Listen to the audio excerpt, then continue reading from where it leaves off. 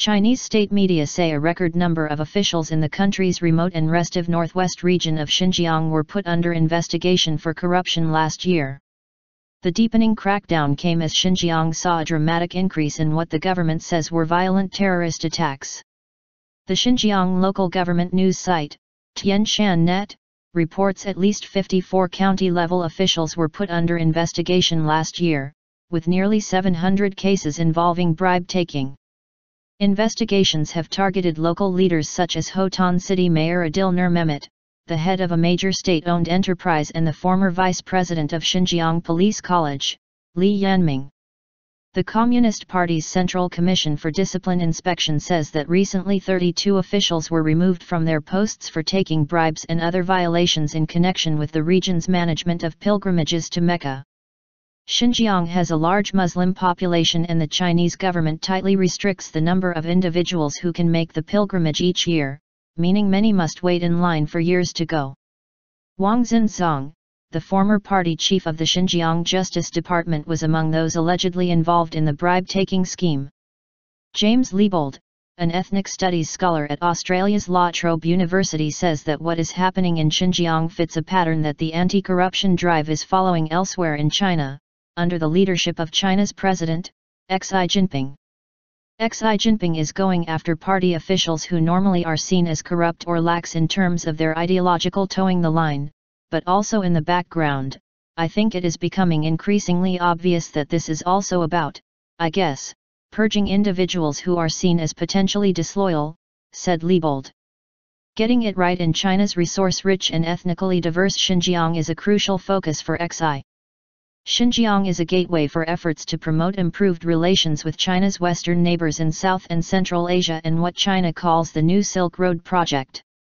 It is also seen as the centerpiece of his efforts to promote a more ethnically unified Chinese nation. But the region that borders Pakistan, Afghanistan, and northwestern India is also seen as a front in China's battle against terrorism and religious extremism. Barry Soetman is a professor who studies China's ethnic policies at the Hong Kong University of Science and Technology. He says that going after security officials is more difficult in Xinjiang because doing so might raise questions about the party's approach to maintaining stability.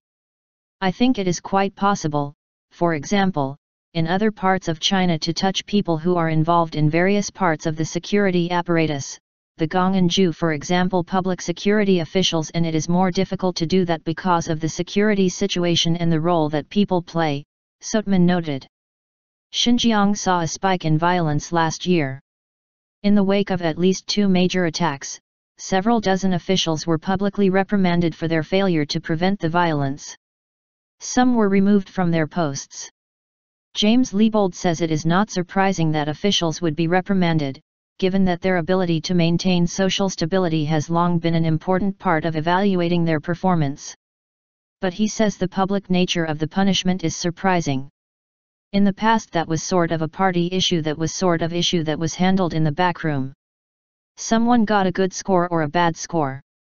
Someone maybe got a slap on the wrist or got pushed aside, stated Liebold.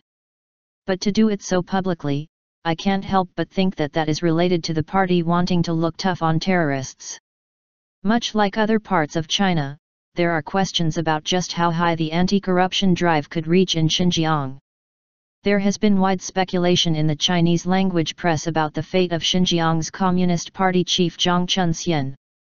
Reports have focused on Zhang's perceived connections to the biggest official yet to be tagged in China's anti-corruption drive, Zhou Yongkang. Zhou was arrested and stripped of his Communist Party membership in early December on charges of leaking state secrets and taking bribes. His case been turned over to prosecutors. Soetman says that when Zhang arrived in Xinjiang, he was widely seen as someone who was flexible and more open-minded than previous party leaders there. It was hoped that he could make some progress in mitigating the violence, but that has not happened. Whether he has connections with Zhou Yongkang, whether that will be pursued, probably doesn't make a huge amount of difference in the sense that he probably is not exactly sitting pretty no matter what his connections are, Soetman said. Or what his history has been with top leaders in Beijing.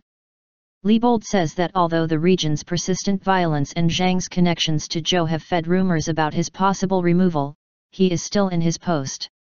Still, Leibold says he could still be removed or even prosecuted. If you look at the anti-corruption campaign, I think President Xi has been quite calculated in the way he has proceeded, about who gets taken down first. It is not being done in a haphazard way, and perhaps Zhang is a dead man waiting for the noose, he said. Zhang, however, does not seem deterred. Speaking at a recent meeting on the anti-corruption drive in Xinjiang, he voiced support for President Xi's policies and the anti-corruption drive. He noted that Xinjiang officials have been resolutely upholding and carrying out the party's policies over the past year. In his remarks, Zhang called on party members to shoulder their responsibility and clean up the party just like one would grab a bull by its nose, with both hands in a firm grip.